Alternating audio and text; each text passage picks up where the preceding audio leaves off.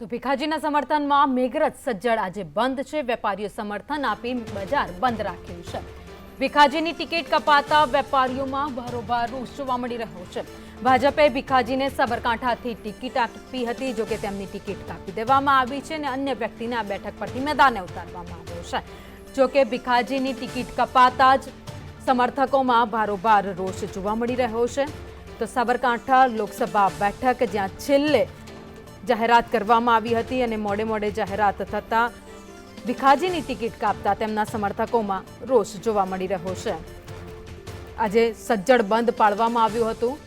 તો મેઘરજ જ્યાં વેપારીઓએ આખું બજાર બંધ રાખ્યું હતું ભીખાજીના સમર્થનમાં। જો કે ગઈકાલે પણ કાર્યકર્તાઓ રસ્તા ઉપર ઉતરી આવ્યા હતા અને વિરોધ પણ નોંધાવ્યો હતો તેમના સમર્થનમાં। તો આ સાથે જ આજે પણ મેઘરજ બંધ રાખી વિરોધ કરવામાં આવ્યો છે।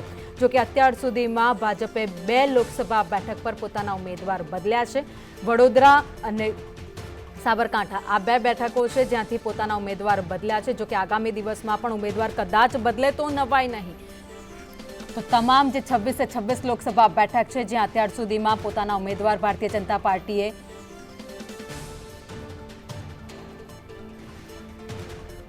વધુ અપડેટ સાથે સંવાદદાતા જયદીપ ભાટિયા અમારી સાથે જોડાઈ ગયા છે। જયદીપ, ભીખાજીના સમર્થનમાં સજ્જડ બંધ પાડવામાં આવ્યો।